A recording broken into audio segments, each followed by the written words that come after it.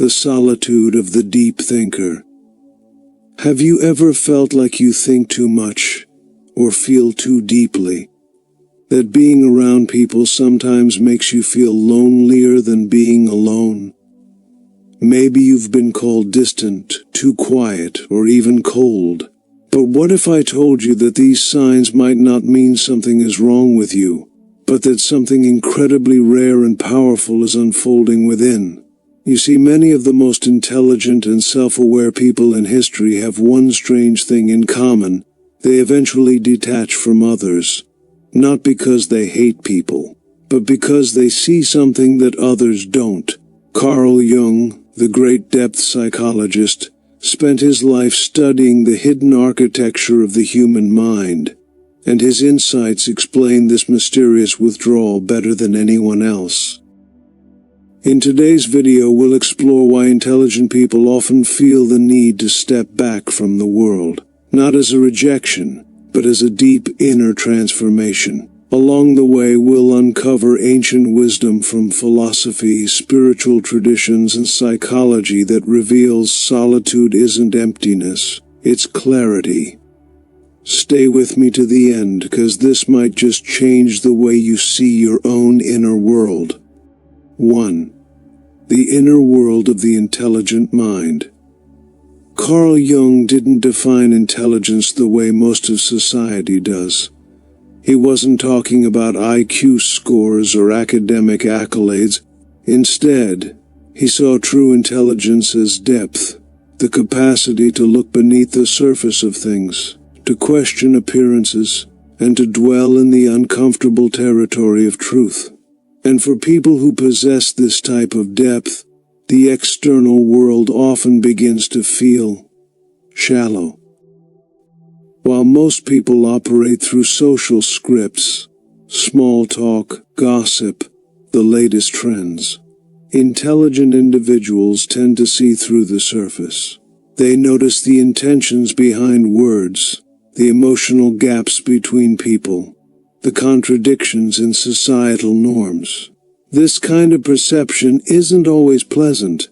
In fact, it can be overwhelming.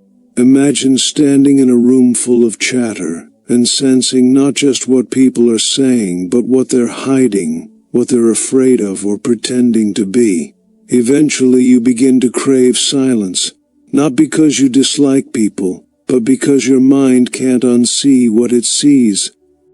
This craving for silence is often mistaken for detachment, but in reality, it's a sign of a person trying to protect their mental and emotional bandwidth.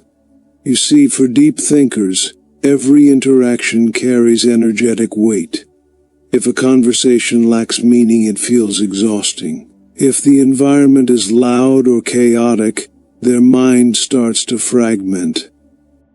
So, they pull away, not out of superiority or pride, but from a deep need for inner alignment. Solitude becomes a sanctuary where thoughts can breathe, where feelings can settle, and where clarity can be found again. 2. Shadow work. The unseen struggles of self-awareness. Carl Jung introduced one of the most transformative ideas in modern psychology, the shadow.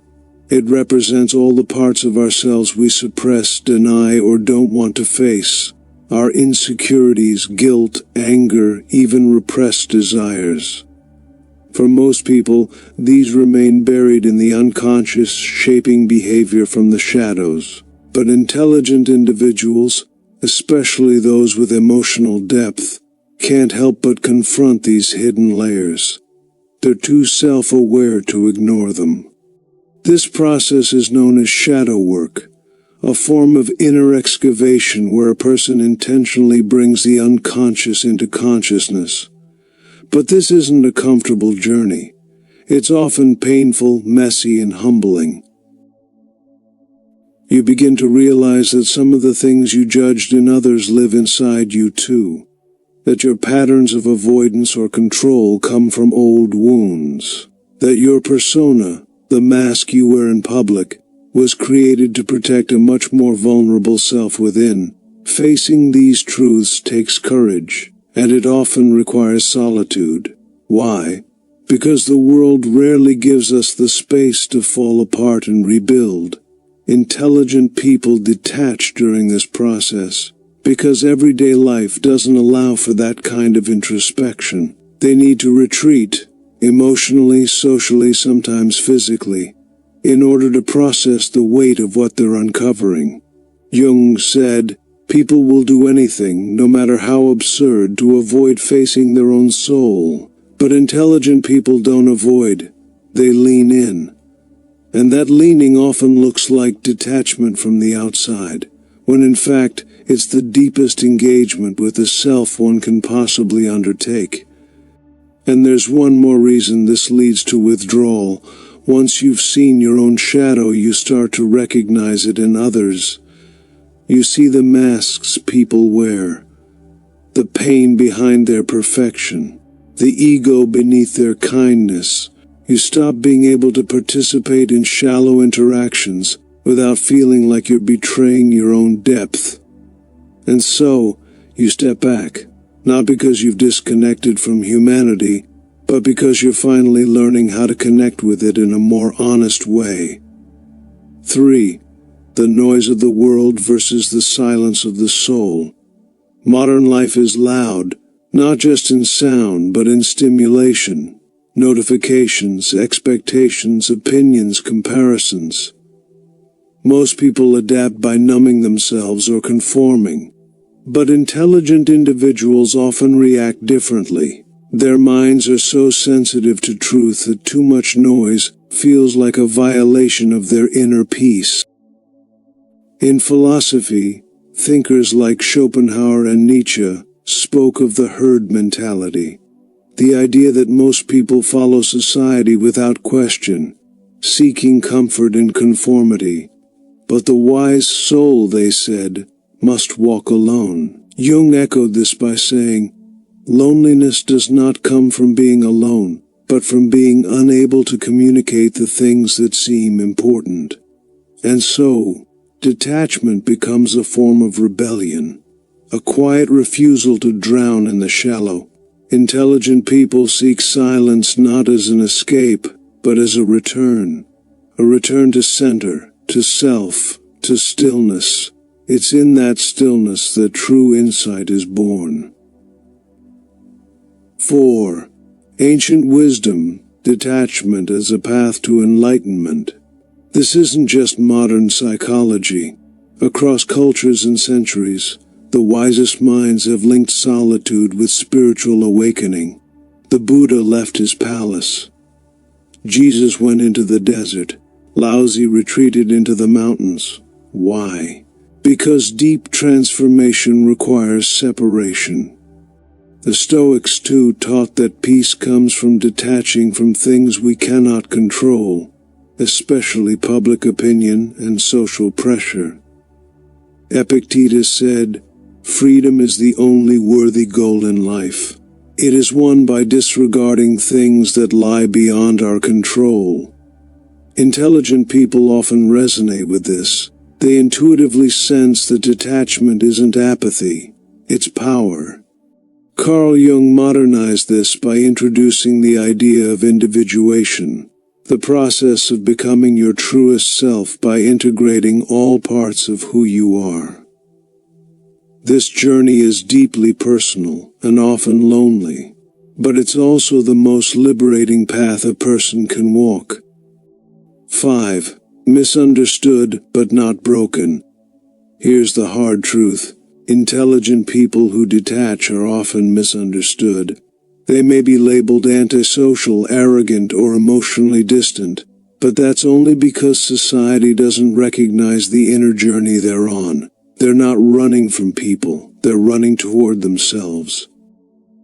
The irony is, the more they detach from the world, the more they're able to see it clearly.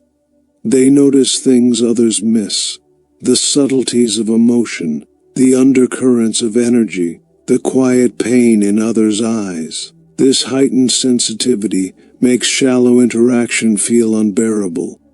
They'd rather say nothing than say something that doesn't mean anything. But detachment doesn't mean isolation forever.